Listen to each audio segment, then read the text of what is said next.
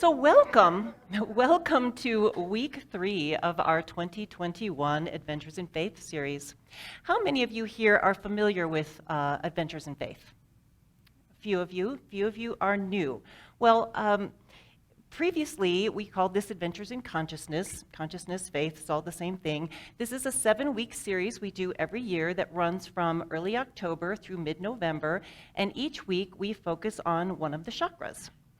Who knows all by heart, all 7 colors of all 7 chakras from root to crown?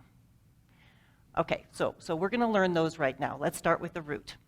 The root chakra, which is at the base of the spine, the color is red. That's right. Remember, Eliza wore that beautiful red dress a couple weeks ago. The next one is the sacral chakra. That color is orange. That was last week. Today, we are focusing on the solar plexus chakra. The color is yellow, or in my case, gold. I don't do yellow, but one of the meditations that I listen to, a chakra balancing meditation, the guide says it's the color of sunshine. So for me, this is the color of sunshine. Moving up, we have our heart chakra. That color is green, right? The next one will be the throat chakra, which is blue, light blue, or what I like to think of as New Mexico sky blue. Then we have the third eye chakra. That color is indigo, which is the color of night sky. So we have New Mexico sky in the day, indigo is night sky, and at the last we have the crown chakra, which is white or violet. In my meditations, I tend to think of white light with sort of violet flames on it. So great, now we've had a brief lesson in the chakras. So not only does each chakra have a location in our bodies and an associated color, it each has certain powers associated with it. The solar plexus chakra is associated with personal power and is responsible for confidence and self-esteem. So thank you, Divine Order, that the Sunday that I was asked to be the guest speaker is the day we're aligning our energy with confidence and self-esteem. I'm so blessed. So how did this happen that I am standing here, right here today, giving the guest message at Unity Santa Fe? I'm not a minister or anything, but it happened because I fell into ease and I said yes. And it was really surprisingly easy to say yes. When I walked into our administrative office last Sunday after service, and there was Heidi Gall standing there on my left, and she had the biggest smile on her face. Peg Durkee was at the desk on the right, and Heidi was saying, "We were just talking about you, and we were saying what an amazingly wonderful person you are, and maybe you would do the message next week." And I looked at Peg, who was scheduled, and she said, "Yeah, I'm in ministerial school, and I don't have time to prepare this message. I have homework to do." And you would have thought that I would have at least paused for a moment to consider the implications, being that I am the vice president of the board, and we have a lot going on with the transition right now, with the ministerial transition. We have the COVID safety thing that is always on our mind, whether we can be safe here in our sanctuary in person.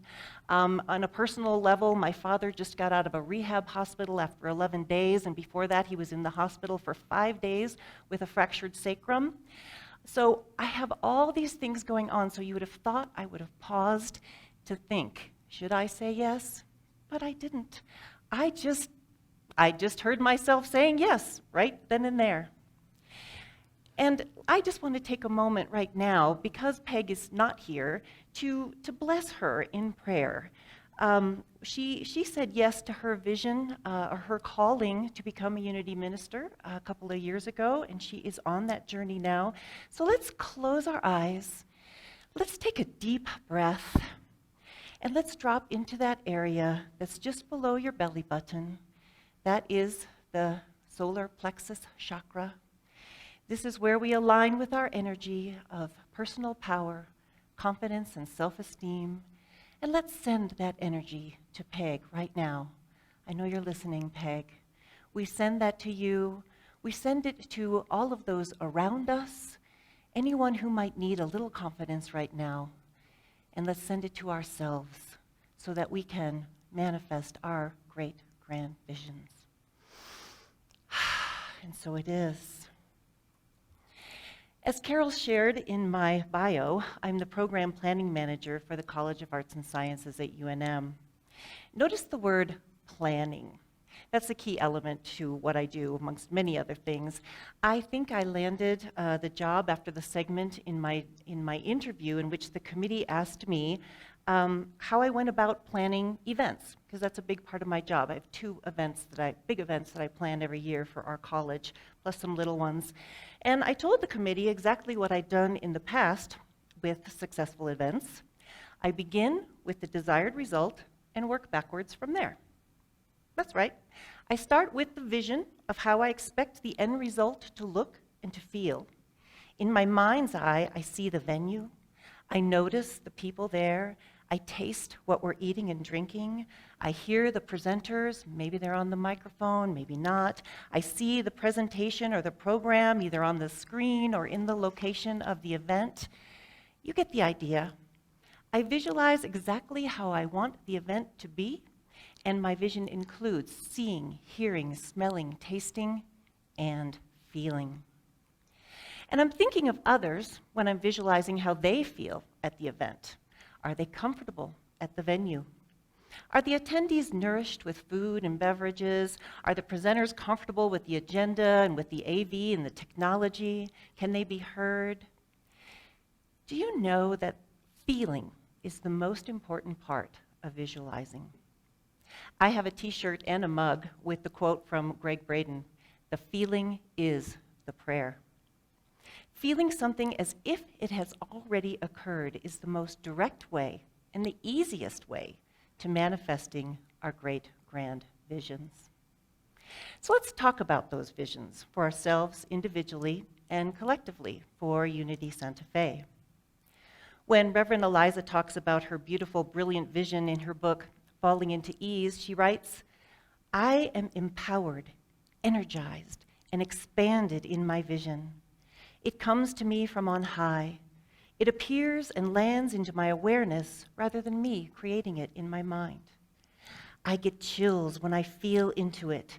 It's my soul's work," she says, "and it is my gift and contribution to the world." So do you ever wonder, what's your gift? What is your gift and your contribution to the world? Well, in the words of Karen Drucker, we're going to hear her later, what am I here for? Well, if you've been on the spiritual path for a while, you've learned that your purpose on this planet is to be the best expression of God that you can be. It sounds so simple, and it can be when you let it be easy. But I can tell you from personal experience, it isn't so easy when you resist. When you think you have to do it all by yourself. I've tried my whole entire life to do it by myself, and guess what? I've come to the conclusion that I can't. When I try to do everything myself without allowing God to express through me, it's hard. And trust me, I've struggled with this for decades. I've struggled against some old programming that just keeps coming up from my childhood. It's the programming that has me convinced that I have to try harder, be better, do more, and do it perfectly, or else. Or else I'm not enough. Or else I'm not good enough. Or else I'm not worthy of being loved. Did you ever feel like that? Well, the good news is I've recently awakened to the fact that, guess what? It's not about me. Psst. Hey, Karen. This is the voice of my spirit guide, who I call Gigi. Gigi stands for God Guide. He speaks to me through my pen as I journal almost every morning after meditation. And I hear Gigi say, "It's not about you." Really? Wait, what? It's not? No. It's about what you can do for others. It's about how you, the you that is uniquely you and nobody else, can bless others. How you can make a difference in someone else's life. Oh, that's the answer. The first Soul Circle I ever joined was facilitated by Catherine Donovan and was based on the book The Gentle Art of Blessing by Pierre Pradervand. The author made it a daily practice to bless others everywhere, all the time, without ceasing, and it changed his life. He writes, "To bless means to wish unconditionally and from the deepest chamber of your heart, unrestricted good for others and events." So what if this is what our lives are supposed to be about? Not about ourselves and our money and our possessions and our bodies and our appearances. All these things are temporary in our limited physical lifetimes anyway, but about making a difference in the lives of others. I know that so many of us here at Unity Santa Fe already make a difference. We do that by volunteering here in our spiritual community or at shelters for the unhoused. We do that by donating coats when it's cold and adopting children at Christmas time to give gifts that their parents couldn't afford. These are all wonderful ways to bless those who are in great need. But how else can we bless? What if we wanted to bless those who aren't necessarily in financial need, but are in spiritual need? In need of being spiritually fed, uplifted, empowered, in need of being assured that they are enough, just as they are. In 1 Thessalonians 5:15, it says, "Always strive to do what is good for each other and everyone else. Rejoice always. Pray without ceasing. Give thanks in all circumstances, for this is God's will for you." Another key ingredient to manifesting your vision is faith. In the book of Matthew 17:20, Jesus said, "Truly I tell you, if you have faith even as small as a mustard seed, you could say to this mountain, 'Move from here to there,' and it would move. Nothing would be impossible." Isn't that incredible? Doesn't it feel good knowing that with faith, nothing is impossible? Now, all you need to do is allow that feel-good feeling to overcome the feeling of fear. Marianne Williamson said, "Our deepest fear is that we are powerful beyond measure." I recently heard another Unity minister say, "God wouldn't give you the ability to dream without the means of achieving that dream." And I believe that. So if your great grand vision is your prayer, and you allow yourself to feel the joy and gratitude and awe and amazement of that vision manifested, I guarantee you that it will be manifested, especially if your vision blesses others. It's easy to release the fear by just saying yes. Say yes to your great grand vision and begin. Just don't give up before it happens. Sometimes it takes a while for universal energy to come into alignment, so don't keep changing your vision if it doesn't show up in the first 3 to 6 months. If you have a great grand vision, that can take some time. And what if you didn't have to be here in this physical expression to see that vision manifested, but all you had to do was plant the seed? Do you know how powerful you are? That each one of you has the means to manifesting your vision right now. That each one of you is powerful beyond measure when you tie your emotions to your great grand vision. I have several visions for my life.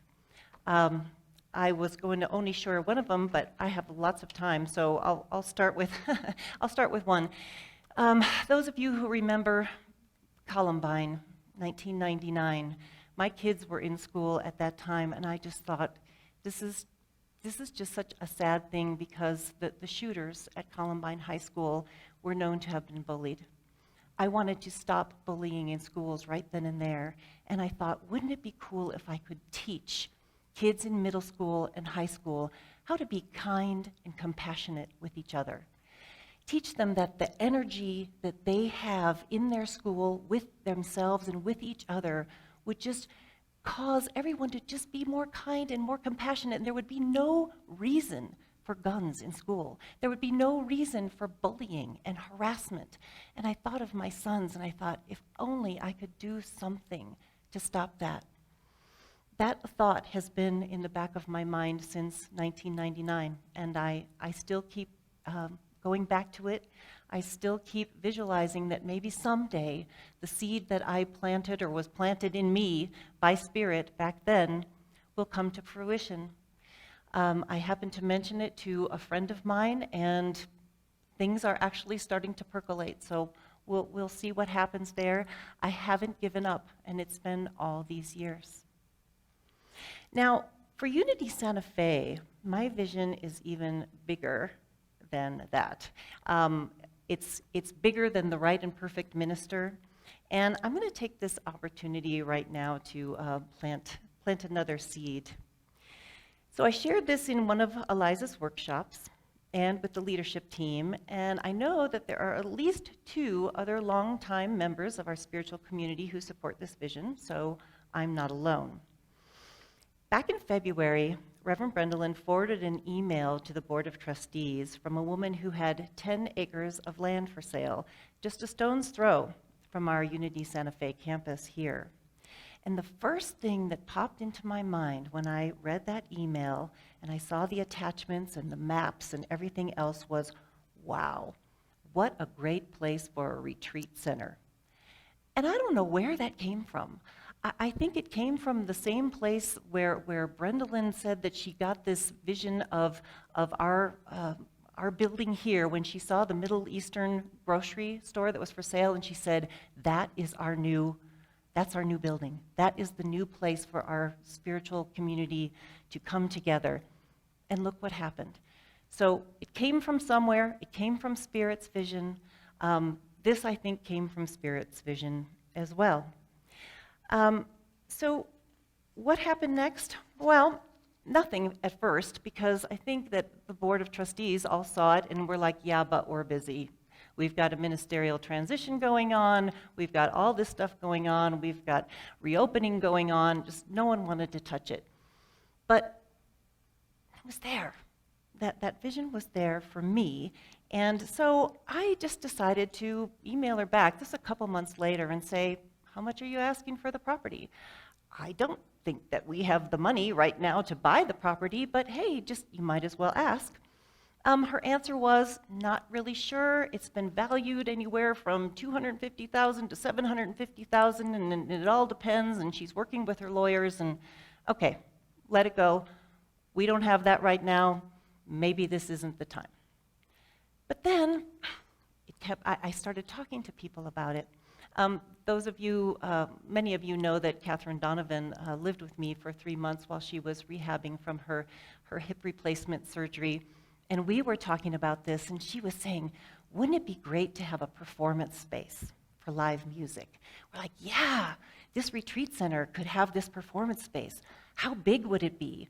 Would it be outdoors? Would it be indoors? And then we thought, ooh, how about indoors with a retractable roof? I mean, sure, why not? You know, we're dreaming the great grand vision. And then how many people would it seat, and where would they park? And I said, well, maybe we could have an underground parking garage. I don't know. We just started planting the seeds, and then Wanda heard me, and Wanda said something like, do you know that when I moved here, I wanted to, what did you say, Wanda? You wanted to facilitate, or you wanted to create a retreat center. Who knew?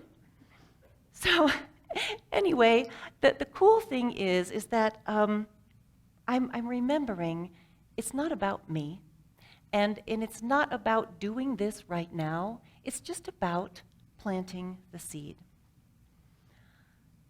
So this vision gets me really excited, and I know that it's not up to me to know the how.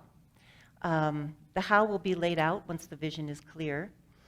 And once we find out, how much it is, I'm manifesting in my great grand vision that there will be a very wealthy benefactor that will come in and say, I've got all of this money, and I really want to support Unity Santa Fe in a big way, and what if I gave Unity Santa Fe the money to buy the land?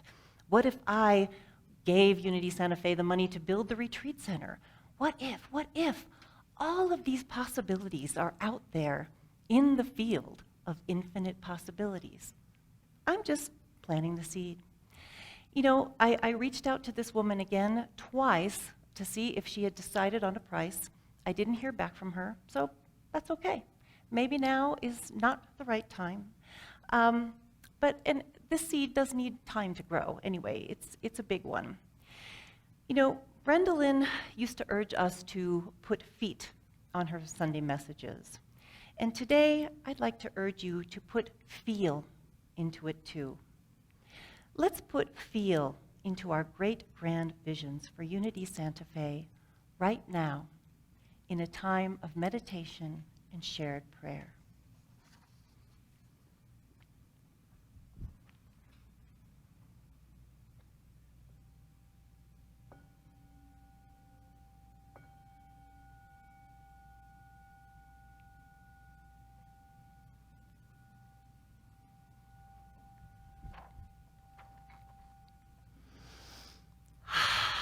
Take a deep, holy breath. Settle comfortably into our seats. Feel our seats supporting us. Get centered first into the heart space, where we know that the power of God resides. And we'll tie this into the power of the solar plexus chakra. Personal power aligned with divine power. We know that with these powers together, we are infinitely capable of manifesting any great vision.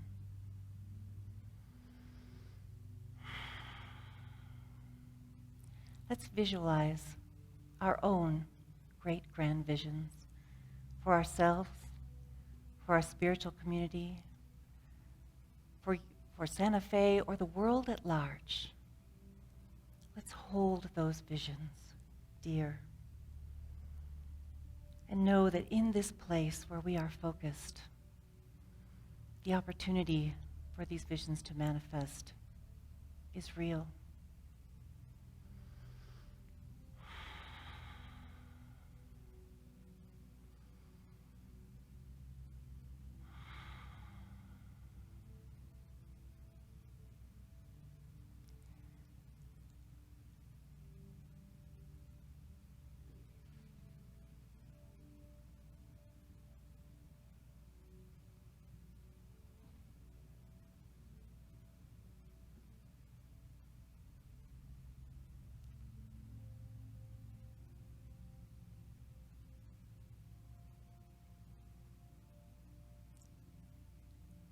Now let these words be your words.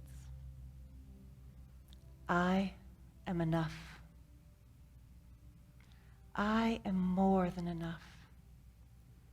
I am more than enough to manifest this amazing vision, the one that lights me up inside and causes every cell and atom of my being to vibrate at a higher frequency.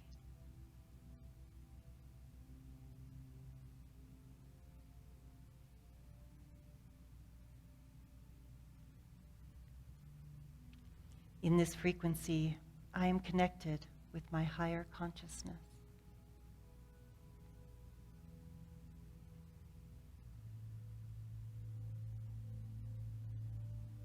In this frequency, divine wisdom and the infinite power of the universe flows to and through me, allowing me to bless others.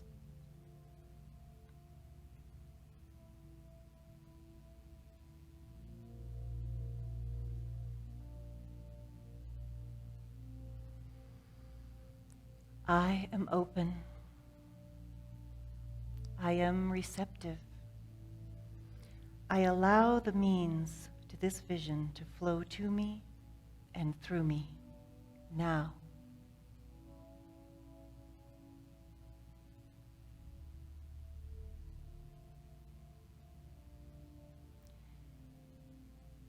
In this frequency, I fall into the ease of infinite possibilities.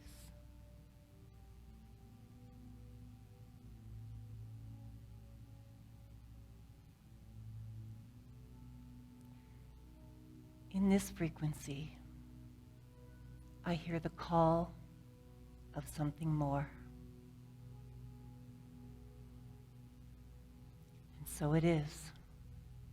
Amen.